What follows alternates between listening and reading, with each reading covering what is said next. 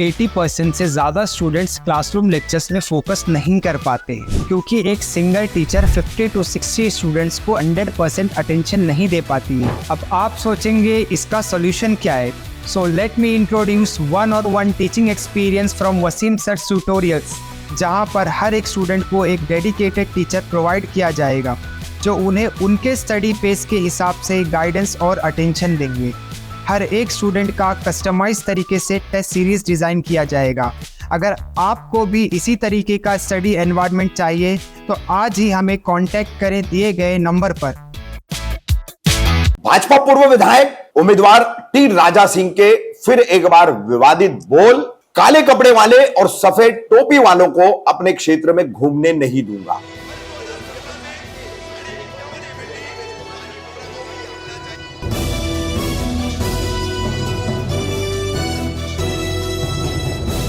रफीक कांदार हिंदुस्तानी reporter में आपका स्वागत है। 30 नवंबर को ही तेलंगाना के विधानसभा चुनाव की वोटिंग हुई। तेलंगाना में गोशामहल में भाजपा के पूर्व विधायक जिनका निलंबन रद्द करके उन्हें फिर इस मौजूदा विधानसभा चुनाव में भारतीय जनता पार्टी ने उम्मीदवारी दी। ये मुस्लिम द्वेष के लिए और हिंदू राष्ट्र के कट्टर समर्थक के तौर पर जाने जाने वाले टी राजा सिंह, तो टी राजा सिंह अपने एक चुनावी सभा को संबोधित कर रहे हैं। 2 से 3 दिन पहले की यह सभा संभवतः बताई जा रही है, गोशामहल परिसर में हो रही है और इसमें वो अखंड भारत की, हिंदू राष्ट्र की पैरवी कर रहे, मुखरता से जो है उसका समर्थन कर रहे, लेकिन साथ में ही कपड़ों से पहचानने का जो उन्हें एक संदेश ऊपरी स्तर से भाजपा से मिला हुआ है, उस पर अमल करते हुए वो अपने भाषण में कह रहे हैं कि काले कपड़े वाले और सफेद टोपी पहनने वाले ये जितने भी जिहादी है, इन्हें मैं अपने गोशामहल क्षेत्र में घूमने नहीं दूंगा। इस तरह की कई विवादित बातें उन्होंने अपने इस भाषण के दौरान कही है। मगर भारतीय चुनाव आयोग, तेलंगाना का राज्य चुनाव आयोग पूरी तरह छुट्टी पर है। उन्हें ये हेट स्पीच दिखाई नहीं दे रही है। धार्मिक आधार पर जो वोट मांगे जा रहे हैं, किसी एक समुदाय विशेष को निशाना बना करके दूसरे समुदाय को खुश करने का, उनकी तुष्टि करने का काम जो किया जा रहा है, वो चुनाव आयोग के नजर नहीं आ रहा है। हमारा लक्ष्य है भारत को हिंदू राष्ट्र बनाना। उस जिहादियों का अड्डा मैं बनने नहीं दूंगा मेरी गोशामहल विधानसभा। ये ब्लैक कपड़े वाले, व्हाइट टोपी वालों को घूमने नहीं दूंगा मेरी गोशामहल विधानसभा में, मेरे दुलपेट के क्षेत्र में। गोशामहल एक ऐसी विधानसभा है जहां से हिंदू राष्ट्र की आवाज पूरी दुनिया में गूंजती है।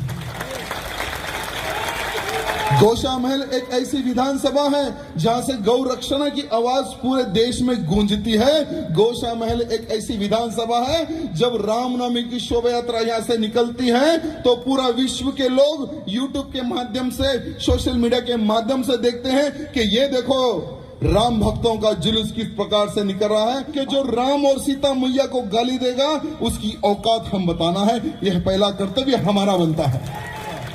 जब बाबरी मस्जिद तोड़ने के लिए राम भक्त जा रहे थे ना, तो सामने से गोली चल रही थी। गोली का डर नहीं था, लेकिन फिर भी उनका लक्ष्य था कि बाबरी मस्जिद गिराना है, राम मंदिर बनाना है। कई और राम भक्तों ने अपने प्राणों का बलिदान दिया, तब जाकर बाबरी का ढांचा गिरा और भव्य राम मंदिर बना। अगर भगवान ना चाहे, अगर मैं हार गया तो कल मैंने विधानसभा वहां पे बेगमबाग छतरी से कहा कि मैं गोशामहल विधानसभा छोड़कर चले जाऊंगा। और वही लक्ष्य वो लोग लेकर बैठे हैं कि किसी भी हाल में राजा सिंह को भगाएंगे। कोई टेंशन नहीं, अगर हम भागेंगे भी तो सालों हम तुम्हारे को नचाएंगे। आज एक विधायक हूं तो एक कंट्रोलिंग में हूं मैं, एक लिमिट में हूं मैं। अगर भगवान ना चाहे, अगर मैं विधायक नहीं बना तो इन गद्दारों को मैं सोने नहीं दूंगा।